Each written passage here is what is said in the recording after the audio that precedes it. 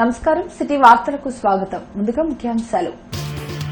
సుస్థిర అభివృద్ధి లక్ష్యాలపై సీఎం జగన్ సమీక్ష. విద్య, వైద్యం, వ్యవసాయ రంగాల్లో ప్రభుత్వం తీసుకువచ్చిన మార్పులు దేశంలో మరెక్కడా లేవని ముఖ్యమంత్రి ప్రకటన. టీడీపీ పాలనలో 1,10,000 కోట్లకు లెక్కలు లేవు. ఏపీ ఆర్థిక పరిస్థితిపై విష ప్రచారం చేస్తున్న చంద్రబాబు చరిత్రహీనుడిగా మిగిలిపోతారు. సజ్జల రామకృష్ణారెడ్డి వ్యాఖ్యలు. గో సంరక్షణపై నగరంలో అవగాహన కార్యక్రమం, వైద్య శిబిరాలు. ఒంగోలు జాతి ఆవుల పరిరక్షణకు ప్రత్యేక కృషి చేస్తామని కలెక్టర్ వేణుగోపాల్ రెడ్డి వెల్లడి. గుంటూరు తూర్పులో ఉత్సాహంగా సాగుతున్న గడప గడపకు మన ప్రభుత్వం కార్యక్రమం. ప్రతి వీధిలో మొక్కలు నాటి పర్యావరణ పరిరక్షణకు కృషి చేయాలని ఎమ్మెల్యే ముస్తఫా సూచన. టీడీపీ ఆధ్వర్యంలో విస్తృతంగా సాగుతున్న బాదుడే బాదుడు నిరసన కార్యక్రమాలు. వైసీపీ పాలనలో పేదలు ఆర్థికంగా చితికిపోయారని నేతల విమర్శలు. విద్య, వైద్యం, వ్యవసాయ రంగాల్లో తమ ప్రభుత్వం తీసుకువచ్చిన మార్పులు, అభివృద్ధి దేశంలో మరే రాష్ట్రంలోనూ లేదని ముఖ్యమంత్రి వైఎస్ జగన్మోహన్ రెడ్డి అన్నారు. ప్రతి రంగంలోనూ ప్రస్ఫుటమైన మార్కు వేయగల పథకాలను అమలు చేస్తున్నట్లు చెప్పారు. సుస్థిర అభివృద్ధి లక్ష్యాలపై తాడేపల్లిలోని క్యాంపు కార్యాలయంలో అధికారులతో సీఎం జగన్ సమీక్షించారు. సీఎస్ సమీర్ శర్మ, డీజీపీ రాజేంద్రనాథ్ రెడ్డి, ఇతర ఉన్నతాధికారులు ఈ సమీక్షలో పాల్గొన్నారు. అవినీతి, వివక్షకు తావు లేకుండా ప్రభుత్వ సంక్షేమ పథకాలు లబ్దిదారులకు అందిస్తున్నట్లు చెప్పారు. ఏపీలో అమలవుతున్న డీబీటీ విధానం దేశంలో లేదని ముఖ్యమంత్రి వైఎస్ జగన్మోహన్ రెడ్డి అన్నారు. ఆరోగ్యశ్రీ ద్వారా దాదాపు 3,000 ప్రొసీజర్లకు మెరుగైన వైద్యంను అందించడం జరుగుతుందన్నారు. ఖచ్చితంగా ఎస్డీజీకు సంబంధించిన సమగ్ర సమాచారం ఎప్పటికప్పుడు అప్డేట్ చేయాలని అధికారులను ఆదేశించారు. విశాఖలో అత్యాధునిక వసతులతో ఐటీ హబ్ ను నిర్మించాలని సూచించారు. First time we are in a position to compete at the national level. Education, health, agriculture, housing. Never in the history such things have been attempted. And nowhere in the country these things are done. If our reporting structures are not strengthened, then everything what we do is just down the drain. Even MSMEs also, the kind of every year on a particular day, on a particular date, a calendar ichi, button nokki, MSMEs ku cheyalchina incentives anni time prakaramu ఇవ్వడం అన్నది ఎక్కడ జరగడం లేదు. దేశంలో జరగడం లేదు. ఎక్కడ రాష్ట్రంలో ఇంతకుముందు ఎప్పుడు జరగల. We cleared the backlog of the incentives of the previous regime. So every sector లో ప్రస్ఫుటమైన మార్క్ వేయగలిగిన అంశాలు మనలో ఉన్నాయి. First time government 1,65,000 crores of DBT at the press of a button. Nowhere in the country. ఇవన్నీ if they are not reflected where they should be reflected, then మనం చేసి లాభం ఏముంది? ఎన్నికల్లో ఇచ్చిన హామీలన్నీ సీఎం జగన్ నెరవేరుస్తున్నారని రాష్ట్ర ప్రభుత్వ సలహాదారు సజ్జల రామకృష్ణారెడ్డి అన్నారు. ఇతర రాష్ట్రాలకు ఆదర్శంగా ఏపీలో పాలన కొనసాగుతోందని చెప్పారు. వెలగపూడి సచివాలయంలో సజ్జల మీడియాతో మాట్లాడారు. రాష్ట్ర ఆర్థిక పరిస్థితిపై విపక్షాలు విషప్రచారం చేస్తున్నాయని మండిపడ్డారు. టీడీపీ హయాంలో 1,10,000 కోట్లకు లెక్కలు లేవని టీడీపీ ఎంపీ అడిగిన ప్రశ్నకు కేంద్రం సమాధానం ఇచ్చిందని తెలిపారు. రాష్ట్రంలో ఏదో తప్పు జరిగిపోతోందన్న తప్పుడు ప్రచారం చేస్తూ చంద్రబాబు ప్రజల్లో గందరగోళం సృష్టించే ప్రయత్నం చేస్తున్నారని సజ్జల దుయ్యబట్టారు. ఈ రాష్ట్రం ఆర్థికంగా దివాళా తీసింది అనేది ప్రజల మనసుల్లో ఎక్కడానికి ఎంతటి విష ప్రచారానికి తెగిస్తున్నారు అనేది ప్రతిరోజు చూస్తూనే ఉన్నాం.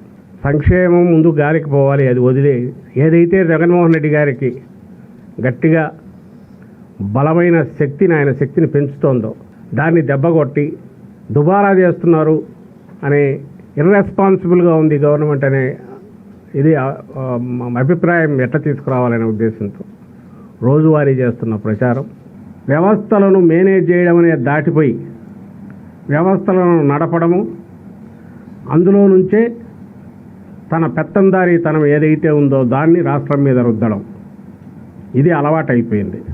నిజంగా ఇర్రెస్పాన్సిబుల్ ఇదేదన్నా ఉంటే తెలుగుదేశం హయాంలో ఎందుకు జరిగింది అంటున్నామంటే మేము చెప్తున్నాం 1,65,000 కోట్లు డీబీటీ ద్వారా పోయింది. ఒంగోలు జాతి గోవుల సంరక్షణకు పశుసంవర్ధక శాఖ ఆధ్వర్యంలో ప్రత్యేక చర్యలు చేపట్టినట్లు కలెక్టర్ ఎం వేణుగోపాల్రెడ్డి తెలిపారు.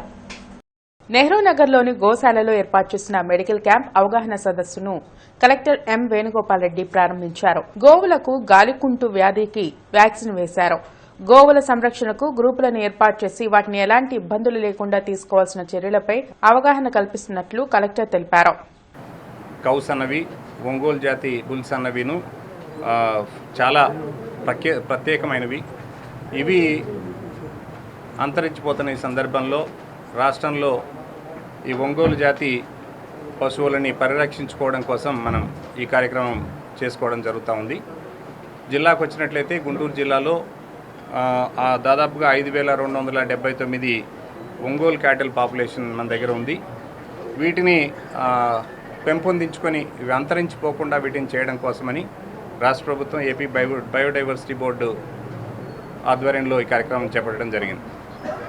గుంటూరు తూర్పు నియోజకవర్గంలో గడప గడపకు మన ప్రభుత్వం కార్యక్రమం చురుగ్గా సాగుతోంది. ఈ మేరకు 57వ డివిజన్లో నిర్వహించిన గడప గడపకు కార్యక్రమంలో ఎమ్మెల్యే ముస్తఫా పాల్గొని స్థానిక ప్రజలు ఎదుర్కొంటున్న సమస్యలను అడిగి తెలుసుకున్నారు. ప్రతి వీధిలో తప్పనిసరిగా మొక్కలు నాటి పర్యావరణ పరిరక్షణకు అందరూ కృషి చేయాలని గుంటూరు తూర్పు ఎమ్మెల్యే మహ్మద్ ముస్తఫా సూచించారు. ఈ మేరకు నగరంలోని 57వ డివిజన్లో గురువారం గడప గడపకు మన ప్రభుత్వం కార్యక్రమం ఉత్సాహంగా సాగింది. ఈ కార్యక్రమంలో ఎమ్మెల్యేతో పాటు డిప్యూటీ మేయర్ షజీలా, ఇతర కార్పొరేటర్లు, వైసీపీ నేతలు పాల్గొన్నారు. ఆయా సచివాలయాల పరిధిలో ఇంటింటికి తిరిగి స్థానిక ప్రజలు ఎదుర్కొంటున్న సమస్యలను అడిగి తెలుసుకున్నారు. గతంలో ఎన్నడూ లేని విధంగా వైసీపీ పాలనలో పెద్ద ఎత్తున సంక్షేమ పథకాలను అమలు చేస్తున్నట్లు ఈ సందర్భంగా ముస్తఫా తెలిపారు. అదేవిధంగా విద్య ద్వారానే పేదరిక నిర్మూలన సాధ్యమవుతుందని ఆయన వెల్లడించారు. మనం ప్రజల్ని మేలు చేయటం, ప్రజల్ని మంచిగా చేయటం అనేది ఏ నాయకుడి కర్తవ్యం. అతను మనం ఎవరైనా కానీ ఏంటంటే ఈరోజు మనం చూస్తుంటే మన ముఖ్యమంత్రి జగన్మోహన్ రెడ్డి గారు చక్కటి పరిపాలన అందిస్తూ ప్రతి ఒక్కరికి కూడా న్యాయం చేసే విధంగా, పేదవాళ్ళ గుండెల్లో చిరస్థాయి ఉండే విధంగా ప్రతి ఒక్కరూ పేదవాళ్ళు గొప్పవాళ్ళు అవ్వాలి. పేదవాళ్ళు గొప్పవాళ్ళు ఏ విధంగా అవుతారు అని చెప్పి చాలామంది ప్రశ్న వచ్చి ఎట్లా అవుతారని. కానీ వాళ్ళు చదువుకుంటే నాన్న చేసిన ఆ వ్యాపారమో, లేకపోతే నాన్న చేసిన డ్రైవరింగో, నాన్న చేసిన ఆటోనో, నాన్న చేసిన ఇంకో కూలి పని కాకుండా మీరు కూలి పని చేస్తూ మీ పిల్లల్ని బాగా చదివిస్తే, మీ పిల్లలు బాగా పెద్దవాళ్ళు అయిన తర్వాత వాళ్ళు పెద్ద పెద్ద ఉద్యోగాలు చేస్తూ నెలకు 4 లక్షలు, 10 లక్షలు, లేకపోతే వ్యాపార పరంగా ఆ విధంగా డెవలప్మెంట్ అవ్వచ్చు. కాబట్టి ఏంటంటే అందుకనే ఈ ఆంధ్ర రాష్ట్రంలో ఉన్న ప్రజలందరికీ కూడా మన ముఖ్యమంత్రి జగన్మోహన్ రెడ్డి గారు ఏం చెప్తున్నారంటే పిల్లల్ని బాగా చదివించండి, ఆ చదివే మీకు ఆ శ్రీరామ రక్షగా రేపు పొద్దున నిలబడుతుందని చెప్పడం జరుగుతుంది. అదేవిధంగా ఇక్కడ మరి కార్పొరేషన్ సంబంధం ఇప్పుడే పొద్దునే మన కమిషనర్ గారితో మాట్లాడడం జరిగింది. నగరంలోని సంగడిగుంటలో టీడీపీ ఆధ్వర్యంలో బాదుడే బాదుడు కార్యక్రమం జరిగింది. ఈ కార్యక్రమంలో పార్టీ నాయకులు నసీర్ అహ్మద్, ఇతర నేతలు పాల్గొని ఇంటింటికి తిరిగి ప్రభుత్వ వైఫల్యాలను ప్రజలకు వివరించారు. పేదలపై పన్నుల భారం మోపడమే లక్ష్యంగా ఏపీలో వైసీపీ పాలన సాగుతుందని ఈ సందర్భంగా నసీర్ ఆరోపించారు. నానాటికి పెరిగిపోతున్న ధరల కారణంగా పేద మధ్యతరగతి ప్రజలు అనేక ఇబ్బందులు పడుతున్నారని ఆయన పేర్కొన్నారు. అదేవిధంగా ప్రభుత్వ వైఫల్యాలపై నిరంతరం ఆందోళన కొనసాగిస్తామని ఆయన వెల్లడించారు. ఈరోజు ప్రతి ఒక్క సంక్షేమ కార్యక్రమంలో కూడా కోతలు పెడుతూ అభివృద్ధి కార్యక్రమాలు లేక ప్రతినిత్యం కూడా నిత్యావసర సరుకుల దగ్గర నుంచి గ్యాస్, డీజిల్ లాంటి అత్యవసరమైనటువంటి వస్తువుల దగ్గర నుంచి ముఖ్యంగా ఆర్టీసీ ఛార్జీలు, విద్యుత్ ఛార్జీలు, పన్నులపై మోత, ఈ విధంగా ఈ రాష్ట్రంలో జగన్ రెడ్డి చేస్తున్నటువంటి బాదుడే బాదుడు కార్యక్రమాన్ని ప్రజలకు వివరించాలని, వారందరినీ కూడా గత ప్రభుత్వంలో చంద్రబాబు నాయుడు గారు చేసినటువంటి సంక్షేమ కార్యక్రమాల్ని ప్రతి ఒక్కరికి కూడా తెలియజేయాలనే ఆలోచనతోనే గుంటూరు తూర్పు నియోజకవర్గంలో పెద్ద ఎత్తున ప్రతిరోజు కూడా బాదుడే బాదుడి నినాదంతో ప్రజల్లోకి వెళ్ళేటువంటి కార్యక్రమాన్ని తెలుగుదేశం పార్టీ నాయకుడు చంద్రబాబు నాయుడు గారి ఆదేశాల మేరకు ప్రతి ఒక్క డివిజన్లో కూడా చేపట్టడం జరుగుతూ ఉంది. జిల్లాలో 101 కరోనా కేసులు నమోదు కాగా నగరంలో 61 కేసులు నమోదైనట్లు అధికారులు వెల్లడించారు. మంగళగిరి 18, పెదకాకాని 3, ప్రతిపాడు 1, తాడేపల్లి 7, తాడికొండ 1, తుళ్లూరు 3, తెనాలి 7 కేసులు నమోదయ్యాయి. కరోనా పెరుగుతున్న నేపథ్యంలో ప్రతి ఒక్కరూ తప్పనిసరిగా కోవిడ్ నిబంధనలు పాటించాలని వైద్య ఆరోగ్య శాఖ అధికారులు సూచిస్తున్నారు. సిఆర్డీఏ కమిషనర్ను అమరావతి జేఏసీ నేతలు విజయవాడలో కలిశారు. 20 అంశాలపై స్పష్టత కోసం కమిషనర్కు వినతిపత్రం అందించారు. సిఆర్డీఏ పరిధిలో ఆక్రమణలను కమిషనర్ దృష్టికి తీసుకువెళ్లినట్లు జేఏసీ నేతలు చెప్పారు. రహదారుల నిర్మాణాలు, సీడ్ యాక్సెస్ రోడ్డు పూర్తి చేయాలని కోరామన్నారు.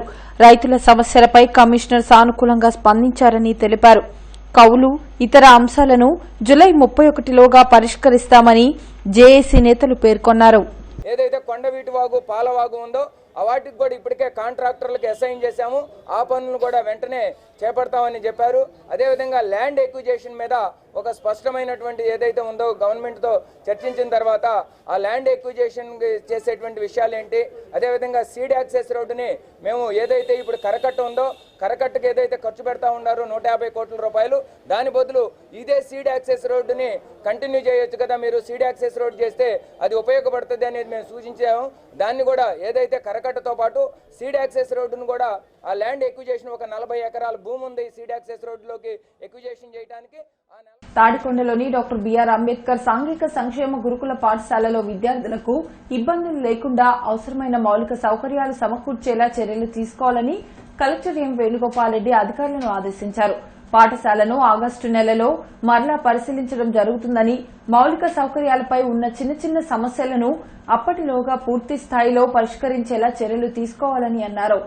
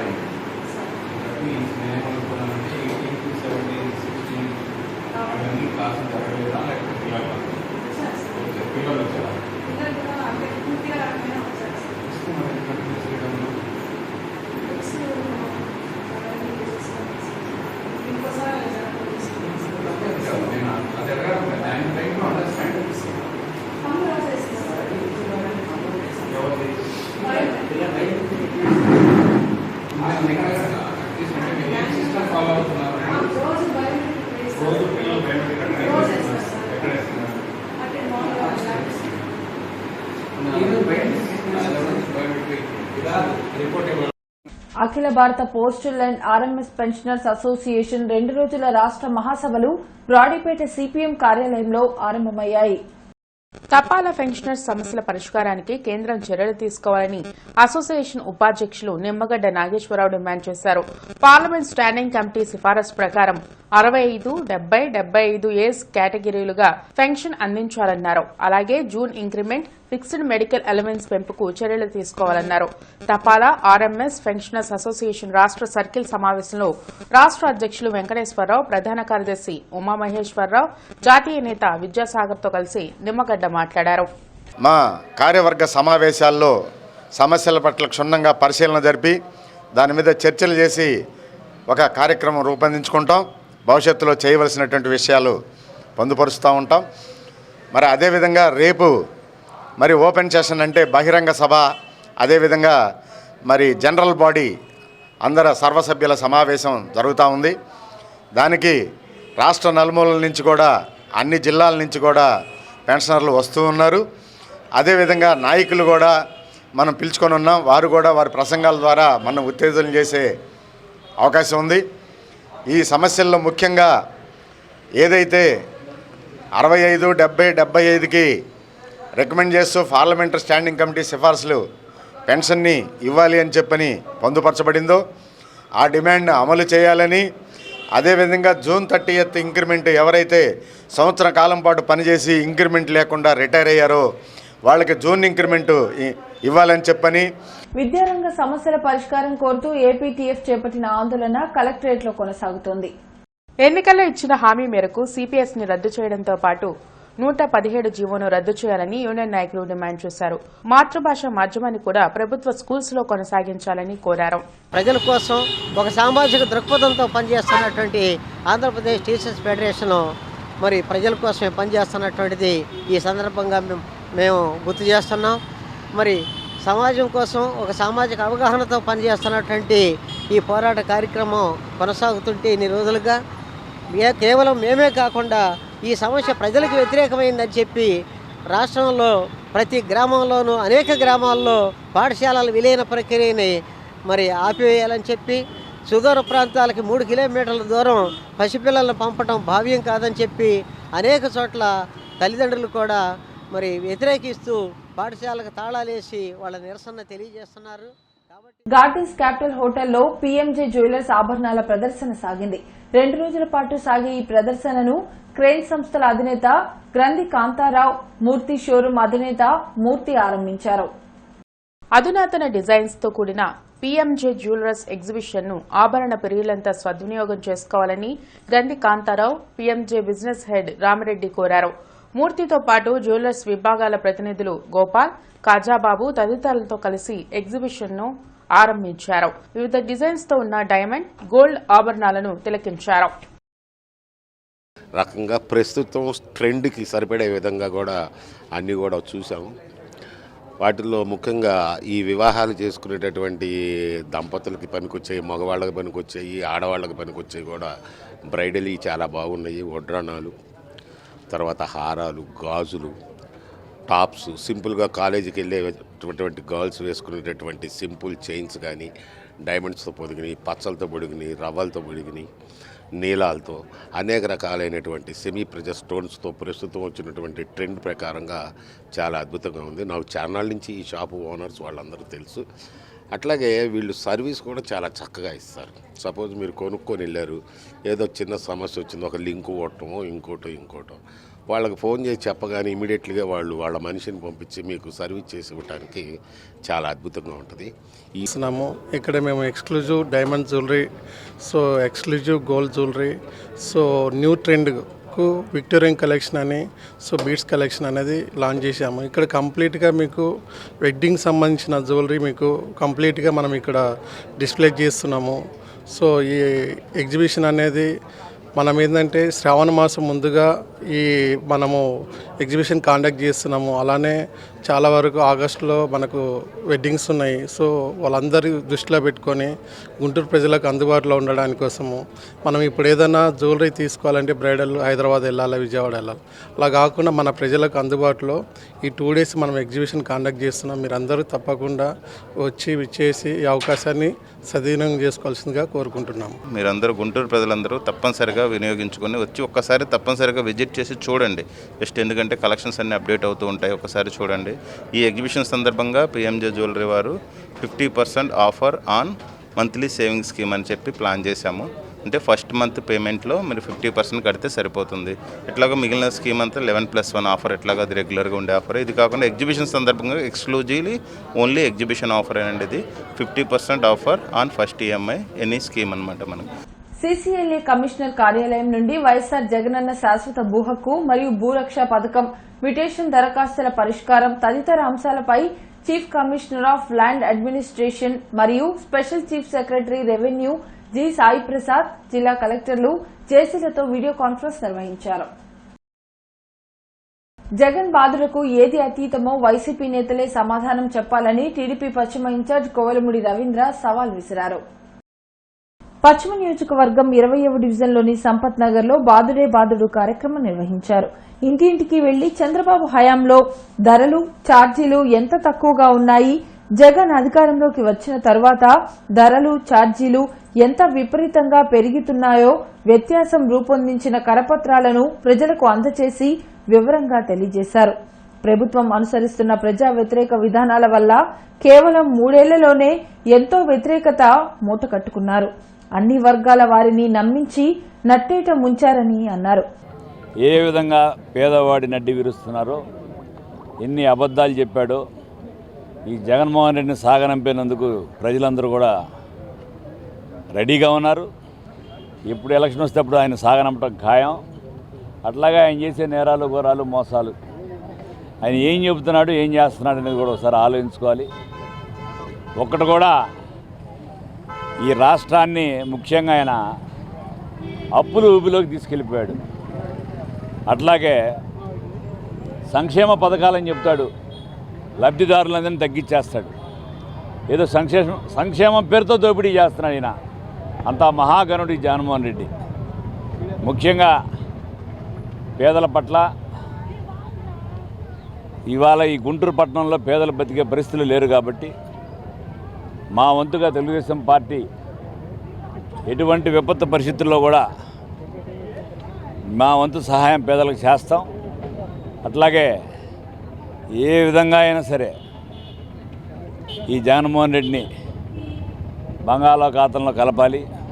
ఈ ప్రజలందరూ కూడా చైతన్యం పరిచి ప్రతి వాడికి మీ మీద ఏ విధంగా భారం పడుతుంది, ఒక పెట్రోల్ కానీ, ఒక కరెంటు కానీ, ఒక రకరకాలుగా ఈ ఇప్పుడు ఆస్తి పన్ను కానీ ఈ గుంటూరు నగరంలో ముఖ్యంగా ఇవన్నీ కూడా వివరించి ప్రజలను చైతన్యపరచడం కోసం ఈ బాదుడే బాదుడు కార్యక్రమం, అట్లాగే దంచుడే దంచుడు ఇవన్నీ కూడా ఇంటింటికి తిరిగి ఈ పేద ప్రజలకి ప్రతి ఒక్కరిని నగరంలో చేపట్టే రోడ్లు, నూతన ప్రాజెక్టుల నిర్వహణ వ్యయం తగ్గించుకుని మెరుగైన ఫలితాలు సాధించేలా ప్రణాళికలు రూపొందించుకోవడానికి యునిడో సంస్థ సలహాలు ఉపయుక్తంగా ఉంటాయని కమిషనర్ కీర్తి తెలిపారు. ఈ సందర్భంగా కమిషనర్ మాట్లాడుతూ నగరపాలక సంస్థ ప్రజా అవసరాలకు అనేక ప్రాజెక్టులు చేపడుతోందని, అందులో రోడ్లు, యూజీడీ నిర్వహణ, త్రాగునీటి సరఫరా, పారిశుద్ధ్యం ప్రధానమైనవన్నారు.